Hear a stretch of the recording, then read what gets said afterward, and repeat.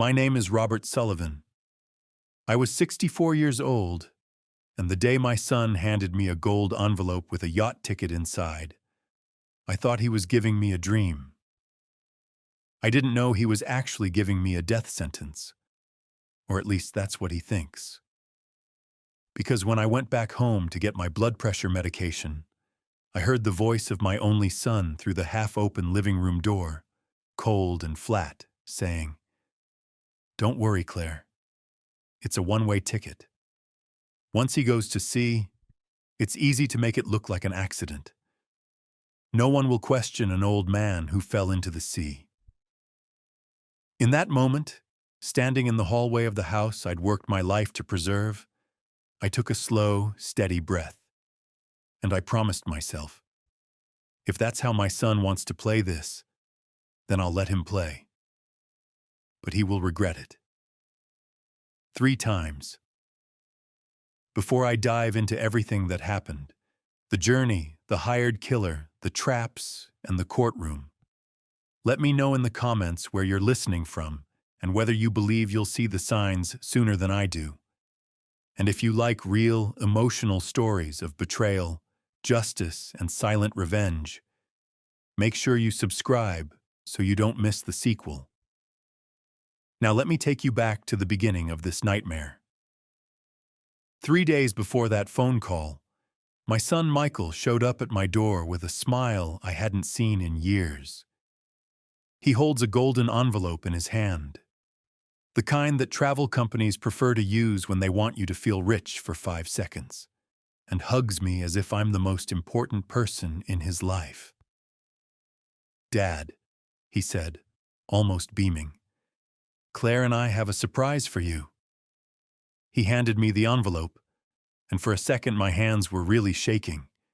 Inside, there are clear documents, logos, dates, a 7-day Caribbean cruise, Bahamas, Turkey and Caicos, first-class cabin, sea view, balcony.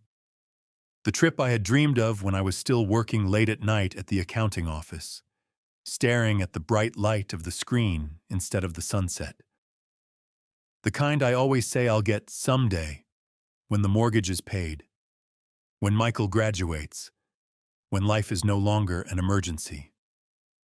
"Son, this costs a lot of money," I said, my voice shaking. Michael put his hand on my shoulder and gave me the soft, careful tone he usually uses when he wants to borrow money. "Dad, your happiness is priceless. You've worked for me all your life. It's time for you to do something for yourself." I should have listened to the part where I didn't believe him. Because in 64 years, you learn to recognize when something isn't right. His eyes didn't quite touch mine. He kept that smile for too long. But he's my son.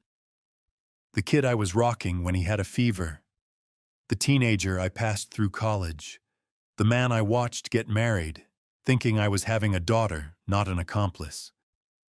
So I smiled back and said, "When am I leaving?" "The other day," he said. "Everything has been arranged. You just show up at the port and let the ship do the rest. Claire handles all the details." That night, as I folded my shirt into my old suitcase, discomfort crawled under my skin. Michael had been apart for months. Short visits, shorter calls, vague answers about work. But I brushed those thoughts aside. I told myself that I was just a paranoid old man who couldn't accept a gift without dissecting it. I told myself that maybe he finally understood how hard I worked, and this is how he honored that. I was wrong. On the day of departure, I checked my luggage again, my passport, wallet, phone, medicine, but then there was no antihypertensive medicine. My blood pressure medication is still in the bathroom cabinet. The taxi was outside. The clock was running. I told the driver that I would take 2 minutes and jog again. I quietly opened the front door, not wanting to scream at an empty house. I heard Michael's voice from the living room. Quiet, cold.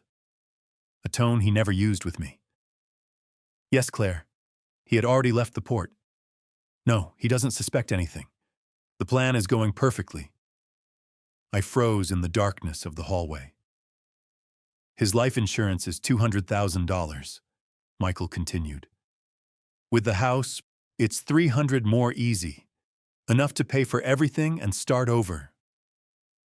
The world shrinks to a precise point. My fingers were numb on the doorknob. Don't worry, baby, he said. A man his age at sea. These things happen.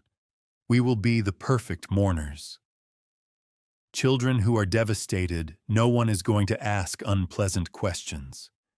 I felt bitter tears, not out of sadness, but because of a rage so pure that it was almost clean. My son was talking about my death as a line item in a spreadsheet. Once he's out there, he adds, his voice lowering, it's easy. No one questioned an old man who fell into the sea. That was the moment my heart stopped defending him. I raised a man who could calmly plan to kill his father. I stepped back from the door as if it were the edge of a cliff. My footsteps were heavy when I returned from home to the taxi with many thoughts appearing. Sit down in a taxi and say nothing, but inside something old and hard wakes up. I didn't cancel the trip. I didn't confront him. I went to the port because now I need proof. On the way to the port, the city glanced past my window in gray stains. Chicago has always been a tough place, to be honest. It doesn't lie to you. I think of my life as if I were reviewing someone else's record. I married young, just in my teens, when I still believed I had time to do everything. I work as an accountant in a small company, working overtime as much as possible. My wife, Ellen, is soft to my hard edges, laughter with my numbers. Cancer took her when Michael was 12 years old. I remember standing in the hospital corridor, being told that I was now both a mother and a father. A young boy who has just lost his mother and a mortgage doesn't care about grief. I sold my car, pledged my watch collection, worked freelance at night so Michael could stay in good schools. While men my age go fishing, buy new TVs, take weekends off, I sit at the kitchen table making tax returns for others, so my son can go to Columbia. I never resented it. Not once. I think I'm building a life for him to make him a better man than ever. When he married Claire 5 years ago, I truly believed that I would finally have the family I had dreamed of. Grandchildren, noisy dinners, holidays that I didn't eat alone. Instead, I watched my son slowly step back from me. Shorter visits, calls turn into messages. The question of money becomes ambiguous. The door literally closed when I arrived without warning. I walked in once and heard him scream on the phone about $10 this week or I'm going to die. When he saw me, he hung up the call and told me it was a job. I believe him because I need to. When I heard Claire complain that if your father hadn't lived that close, we'd finally have a void, Michael told me that I had heard it wrong. Looking back, the signs were everywhere. But love blinds you, and guilt makes you so. Until the day your son plans your funeral over the phone. The cruise ship towers over the harbor like a floating skyscraper. The white hull sparkled. The balcony was like a honeycomb cell. Passengers buzzed everywhere with suitcases rolling and loud laughter. The kind of place you go to forget about real life. All I saw was a crime scene that hadn't happened yet. I dragged my bag up the ramp and handed my material to a young woman with impeccable makeup and a rehearsed smile. "Mr. Sullivan, welcome aboard," she said, flicking through my ticket. "First time on a yacht?" "Yes," I said, letting my shoulders sag, playing with the image. "My son gave me this gift. Say I need to relax." "What a caring child," she said warmly. He must love you very much. If only she knew. My cabin is on the 8th deck, overlooking the sea. Private balcony, the exact kind of place where an accident will be easy. Inside, the room smelled of new carpet and faint bleach. Double bed, desk, TV, small seating area, glass doors sliding out onto the balcony with views of the open water made my stomach pop. Michael paid for the best. I sat on the bed and forced myself to breathe.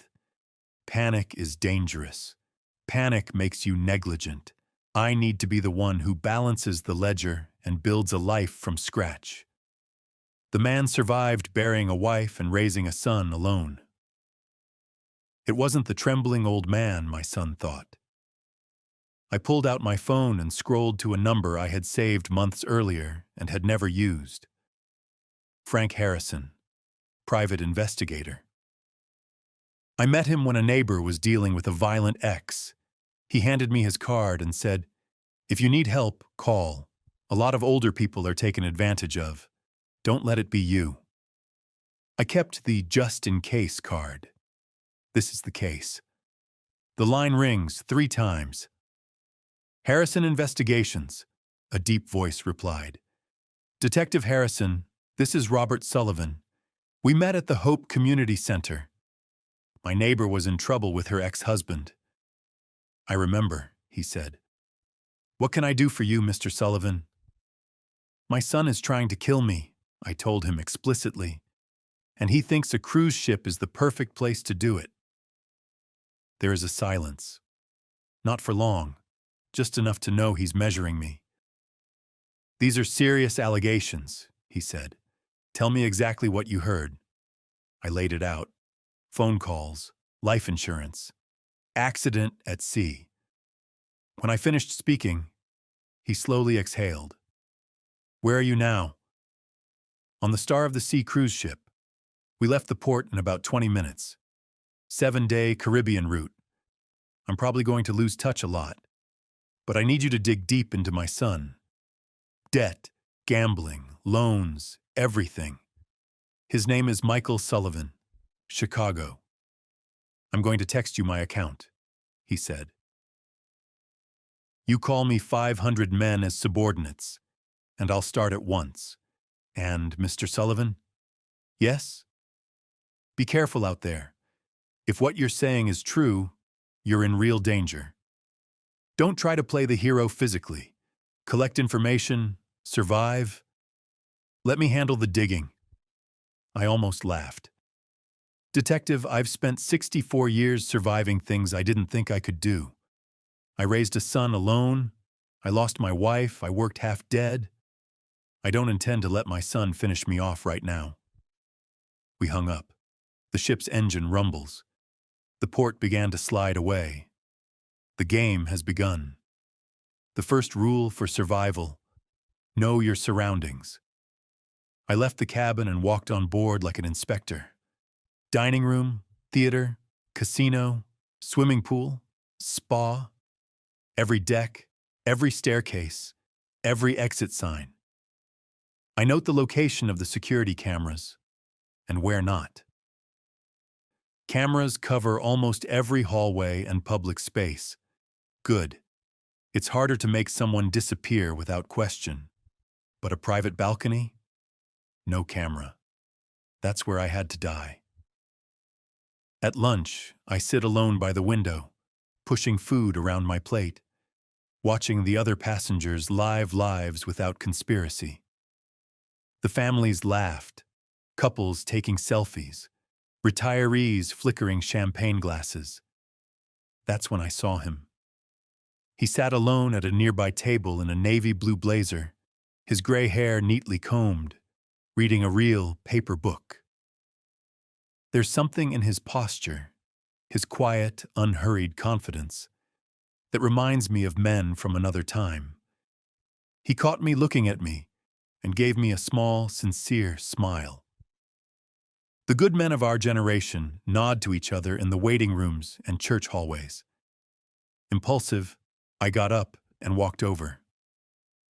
"Sorry," I said. Would you mind if I joined you? I'm not used to eating alone. He looked up, and the smile spread. Please, he said. Sit down. I'm Carl Anderson from Denver. Robert Sullivan, Chicago. We shook hands. His hands are firm, warm. We started with small conversations. Where we came from, our first excursion or not. But underneath his normal tone, I heard something else. Weight. History. My kids insist on asking me to make this trip, he said, taking a sip of his coffee. They said I was working too hard and needed to see something other than my front yard. It's the same here, I lied. My son said I needed to leave the city. Relax. Carl looked at me, really looked, and lowered his voice a little. Robert, with all due respect, you don't look like a relaxing man. You look like a man calculating in his head. He's not wrong. For a second, I considered telling him everything. Then I remembered Harrison's warning not to trust too easily. It's just, for the first time on a ship, I said. I'm not used to all this. I guess that makes me a little nervous. Carl's eyes softened. He's not pushing, but I can tell he's not buying it outright. Listen, he said. We are strangers, but I'm 62 years old, widower, build a company, raising 4 children. I learned to recognize a man who was in trouble. If you need to talk, or simply don't want to be alone, I'm in cabin 1247, the 12th floor. I felt something warm in my chest. A stranger cared more than my son. My cabin is 847, I said. The 8th floor. I can take you on that. I hope you do. After lunch, I found the ship's library. There are a few computers with expensive and slow internet. I paid the ridiculous fee and sent a short email to Harrison. I'm fine now. Focus on Michael's gambling debts. I'm almost certain that's the key. Then I walked into the casino. Not for gambling, to understand red and green lights, the soft click of the chips. People laugh too loudly or sit too quietly. I watch the face as the roulette wheel spins and the cards flip. The excitement when they won, desperate when they lose. I watched a man slide off his wedding ring and stare at it for 3 seconds before putting it back on and walking away. Gambling doesn't just eat your money. It corrodes your dignity, your logic, your future. If Michael is deep in that world, his plan is meant to be twisted. Murder of the father. Collect life and home insurance. Debt relief. I returned to my cabin with a knot in my stomach and found a voicemail from Harrison. Mr. Sullivan, that's Harrison.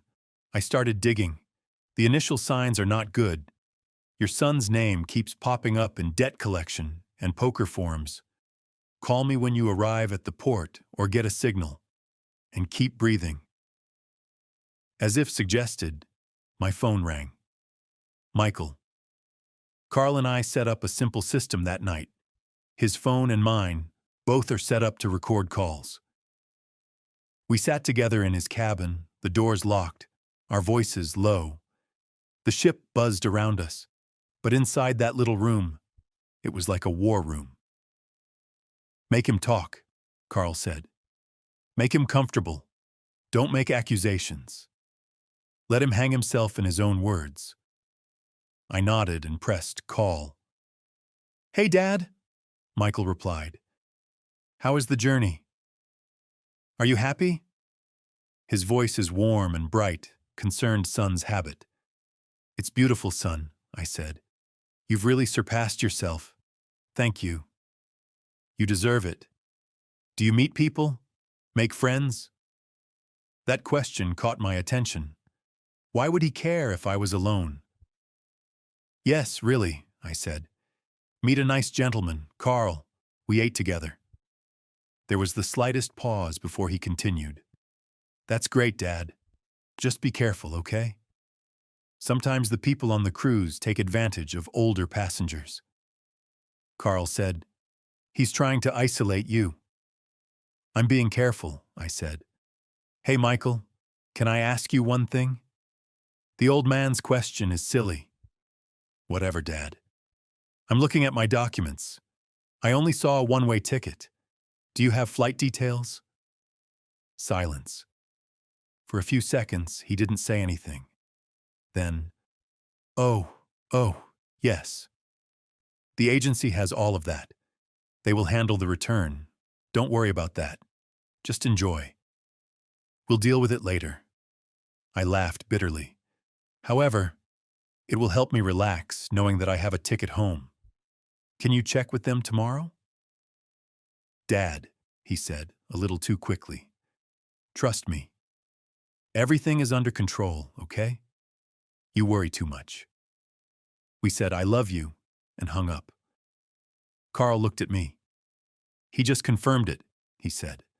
"He never intended for you to need a round-trip ticket." The next morning, we went straight to customer service. A woman named Patricia pulled up my file and frowned.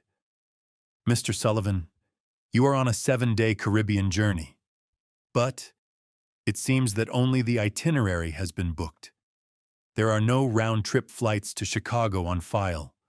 Normally, our packages are round-trip." "Who booked the trip?" I asked, even though I knew the answer. She checked. "Michael Sullivan, credit cards end in 4827. Your son?" "Yes," I said quietly. "He's my son." Carl jumped in. "Can my friend buy his own round-trip flight right now, to be safe?" "Of course." She typed a few keys. "There's a seat on the Miami-Chicago flight the same day you get off the plane. $750. "I'll take it," I said, pulling out my card. As she dealt with it, Carl leaned closer. "Now we have the evidence," he whispered. "Your son deliberately didn't buy the way back." When we walked out, my phone rang. "Good morning, Dad. Sleep well? How is my favorite cruiser?" I replied, "Good morning, son. I slept well. Just had breakfast. Now I'm on deck." His answer came quickly. "That's great. Have you explored the railing? The view is amazing out there. Just be careful. People your age can lose their balance if the ship rocks." Carl read it, and his face stiffened. "He's just describing your accident," he says, in a message. I typed back, "Don't worry, I stay away from the edges." He replied, "That's what I like to hear. Love, Dad. Return safely." That afternoon, Carl and I sat by the pool, pretending to enjoy the sun. I wore a hat and sunglasses like half the older men there. But a man doesn't relax. He stood by the bar in a green shirt and trousers, an outfit that didn't fit for the pool. "Do not drink. There are no books. Only, see?" Every time I moved, his eyes followed. "Don't look straight," Carl muttered. "But the guy at the bar is locking you up. Not to me. Not women. It's just you." We tested it. Carl stood up, stretched, and wandered around as if he were going to the bathroom. The man didn't follow him. But when I grabbed my towel and walked towards the elevator, I saw the green shirt moving in my peripheral vision. He followed. In the elevator mirror, I observe his reflection. Neutral face. Eyes lowered. But he hit the same floor. When I stepped out onto deck 8, I didn't walk towards my cabin. I walked a long distance and snuck into the stairs as soon as the door closed. Through the small glass, I watched him enter the hallway and looked around, frowning, then walking towards the 800 series cabin. There's no doubt about it. Michael had someone on board. That night, while eating in Carl's cabin away from the public dining room, my phone rang again. This time it was Claire. "Hello, Robert? It was Claire? How are you?" How is the journey? I could hear the awkward clarity in her voice. She sounds like someone is smiling too much to take a picture. It's beautiful, Claire. Thank you again. You don't have to do all of this. We want to, she said. Michael told me he looked happy yesterday. That makes us feel very relieved. Yes, though I'm a little scared, I said. I went to the office this morning and they told me I didn't have a round-trip ticket. Silence. Then too calmly. Oh, that's weird. Michael handles everything. There may have been a system error. You don't need to worry. We will take care of it. It's okay, I said. I bought my own round-trip flight. Just wanted to make sure I could go home. Have you already bought it? I could imagine her eyes widening. Yes. It makes me nervous. Imagine being stuck in Miami with no way back. Of course, she said quickly. Well, that's good. Anyway, you just need to relax. Think of this as an extended break. Long rest, I repeated. It's funny, that's exactly how Michael describes it. She smiled thinly. We're on the same wavelength, I guess. Enjoy, Robert. We'll see you when you come back. When I ended the call, Carl blew a small whistle. They're both in there, he said. And your little round-trip ticket stunt ruined something important in their plans. On the third day, Carl and I decided it was time to get rid of the man in the blue shirt. We need him to reveal what he knows and who he's reporting. Casinos are the perfect place. Bright, big, full of cameras. Employees are everywhere. Here's the plan, Carl said. You act drunk, talk too much, make yourself look like an easy sign, give him just enough information to get him excited. So that's what we did. I sat at a slot machine near the entrance. I ordered a mimosa and barely drank it, but I let my body sway a bit. I muttered to myself. I pressed the buttons randomly. It doesn't take long. The man appeared next to me, this time in a yellow shirt, but still tall in stature, stroking hair, and a calculated smile. Sorry, sir, he said. Are you okay? You look a little tired. Oh, I'm fine, I said, letting my words fade just enough. Too much mimosas for breakfast. First vacation in years, you know?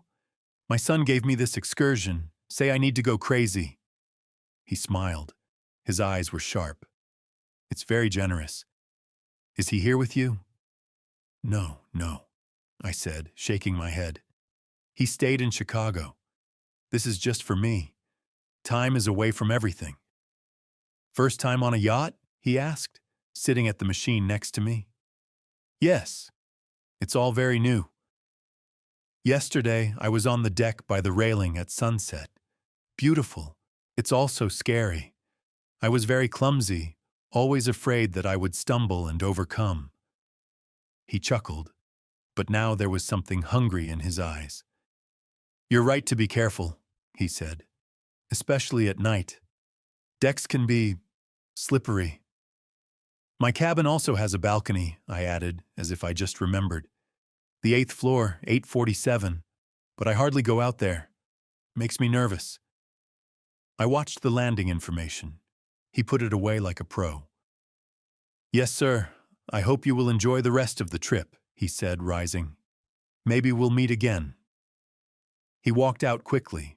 Carl, who was at a nearby poker table, withdrew his money and followed from a distance. 15 minutes later, he was back in the cabin, his eyes shining. He went straight to the payphone, Carl said. I couldn't hear everything, but I caught this. Yes, he's at 847 balcony. Say he's afraid of railings. Perfect for what we need. I felt cold all over my body, but strangely stable. Now we know, I said. He's not just curious. He's working for Michael. And now, Carl said, we're bringing in an authority person. The next morning, at 9 o'clock, we stood outside the captain's office. If you've never been on a big cruise ship, you may not realize this, but those captains aren't just drivers. They are the laws of the sea. They deal with theft, assault, even murder. Captain John Peterson was a tall man of about 50 years of age, with iron gray hair and steadfast blue eyes who probably saw everything. "Gentlemen," he said, pointing to his chair, "I'm told this is about safety concerns?" Carl nodded. "Captain, this is not a buffet complaint," he said. "It's about a murder plot on your ship." And then we told him everything. The phone call happened to be heard. One-way tickets. The suspicious man followed me. Casino chat. Text messages. We showed him recordings of Michael and Claire. We showed him a printout of my new round-trip ticket purchase. Captain Peterson did not interrupt. He observes me the way a doctor observes a patient describing chest pain. When we finished, he soaked his fingers. "Mr. Sullivan," he said, "if what you have shown me is true, and it seems so, you are the target of a premeditated murder, and someone on my ship is part of it." I nodded. "I'm not going to let that happen," he said simply. "Not on my ship." We came up with our idea. Use the upcoming captain's gala night as bait. Michael's accomplice would expect me to return to the cabin late, perhaps a little drunk, alone. Instead, security will be waiting for him. The captain improved it. "We're going to add additional cameras near your cabin," he said. "We will put plainclothes security guards in that corridor. And you," he added, looking at me, "will get this." He handed me a small device about the size of a car key. "Panic button. Press and hold for 3 seconds anywhere on the ship, and my team will know where you are and respond." "Captain," I said quietly, "I've been alone in it for days. Hearing you say, 'my team,' it feels like someone has finally turned on the lights." "From now until you leave this ship," he said, "you will be under my protection." That night, I stood in front of the mirror in Carl's cabin, editing the tie for my best green suit. "Think about it," I said. "This is how my son imagines what my last night will look like."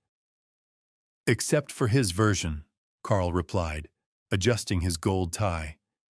"He never came back from the balcony." The captain's gala was excessive as advertised. The ballroom sparkles with chandeliers. Men wear suits and tuxedos. Women wearing robes. A live band plays standard. Waiters weave through the crowd with silver trays. I smiled, talked, and clapped as the captain spoke. But my eyes kept sliding to one corner of the room. He was there. The man wears a blue-yellow shirt. Tonight in a white, black, tie-free suit. His hair was swept back. And he's watching me like a hawk. Carl and I danced once, talked to some strangers, acted as casually as we could. The captain caught my eye once and nodded slightly. Everything was ready. At 11:30, I yawned theatrically. "I think that's my signal," I told Carl. "The old man needs his bed." I walked out of the ballroom alone, making sure that the man could see me leaving.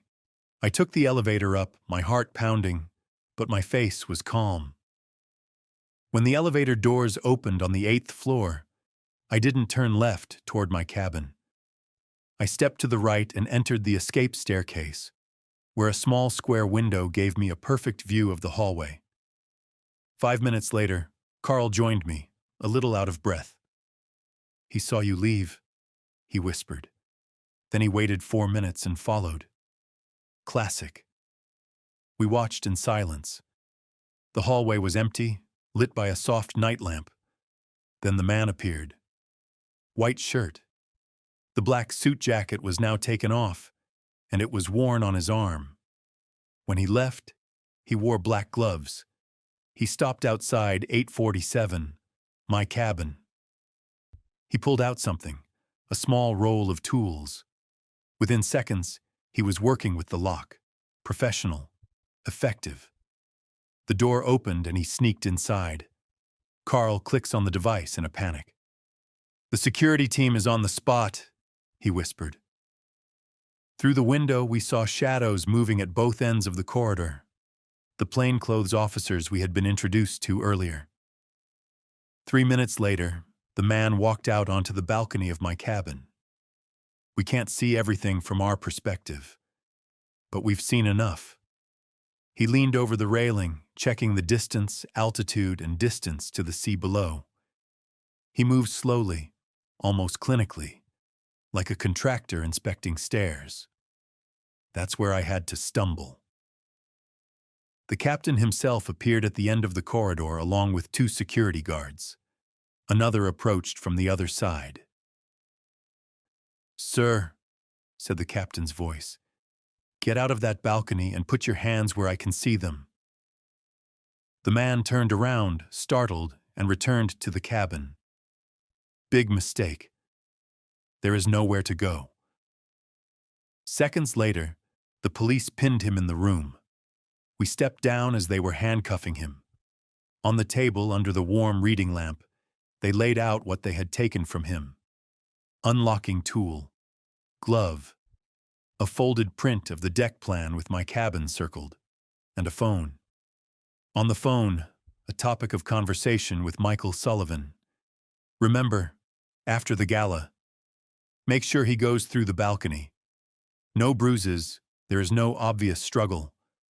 Old man, poor balance. Every journey happens." The last message, sent earlier that evening. "Confirmation, cabin 847, balcony, go alone." The captain turned the screen to me.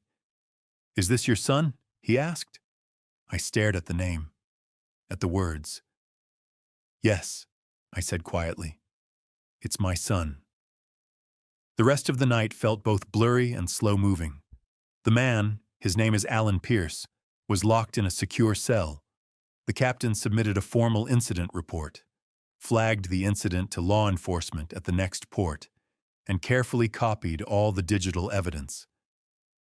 Carl and I didn't sleep. We sat in his cabin, drank bad coffee, and replayed everything that led to that hallway. At 6 in the morning, my phone rang with a call from Harrison. "Mr. Sullivan," he said, and I could hear the adrenaline in his voice. "I've been digging non-stop. Your son is in the depths." "How deep is it?" "More than $200,000 in gambling debt. Poker, online betting, underground games, and he doesn't stop there. He forged his signature on some bank documents, using his home as collateral to get more credit lines." I closed my eyes. "So, if I'm dead, he's going to inherit the house, life insurance, and use all of them to wipe out his charts," Harrison concluded. "Your death will fix his financial life. Temporarily, anyway." "And Claire?" $50,000 on cards maximum. Shopping, travel. They have lived above their abilities for years. Your murder will be a financial reboot for them." I let the silence last. "Detective," I said finally, "what do we do now?" "When you get back to Chicago, we're going straight to the police with everything," he said.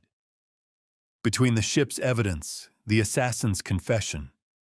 Because believe me, once he realizes he's facing federal charges, he's going to talk. And the financial records. His son is going to jail." I hung up and stared at my phone for a long time. Then I dialed another number. Michael. He answered at the second ring. "Hey, Dad," he said, his voice bright. "How was the gala? Are you happy?" "Yes," I said softly. "It's memorable. Michael, something interesting happened last night." "Oh, yes?" he said. "What is it?" "Well," I said, keeping my voice almost conversational, After the party, a man tried to break into my cabin. Silence. They caught him, I continued. Ship security, right there on my balcony. And when they check his phone, you'll never guess whose messages they find. A long, very long pause. Dad, he said finally, his voice flattering. I don't know what you're talking about. Really? Because I have recordings of our calls. About you covering up the one-way ticket. About Claire talking about my extended breaks. I have proof that he never bought my return flight. And now I have a message from your hired killer describing exactly how I was supposed to die. He took a deep breath. Did you hire a detective? He asked. Did you let me follow? No, I said. I asked you to investigate. There is a difference. I know about gambling, Michael. Loan sharks. The fake documents have my name on them. The house you plan to inherit after I fall off the boat. Dad, you're stressed. I'm on a ship. I'm tired. Don't, I said quietly. Don't spark me now. I raised you. I know what it sounds like when you lie. And Michael, this is the last time I call you Daddy. He was silent. From now on, I said, I'm going to call you the one who tried to kill me. When I landed in Chicago, I would go straight to the police. I will hand everything over, and I'm going to testify against you. You can't do that, he scoffed. I'm your son. A son protects his father, I said. He doesn't put a price on his life. He is not the son, Michael. You are a criminal, and you're about to find out what the real consequences are. I hung up. My hands trembled. Carl put his hand on my shoulder. That, he said softly, is the bravest thing I've heard in a long time. When the ship docked in Miami, I walked down the hallway with a different man than the one who had boarded the ship. The crew knew. The captain shook my hand as if we were teammates. Carl and I hugged at the station. You saved my life, I told him. I saved myself, he said. I just help you see how strong you are. Don't disappear on me, Robert. Promise we'll stay in touch. I promise.